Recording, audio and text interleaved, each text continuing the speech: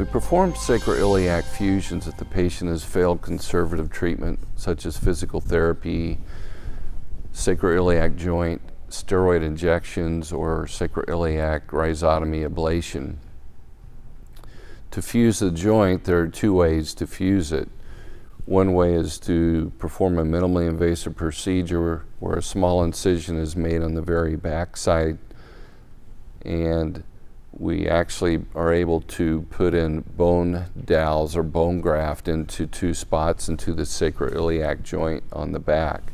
Another way to perform the sacroiliac fusion is to make a small incision on the outside of your gluteus, minimally invasively are able to place bone graft or from the sides. Usually the bone graft is a titanium implant or a titanium screw that we can put into the sacrum through the sacroiliac joint itself.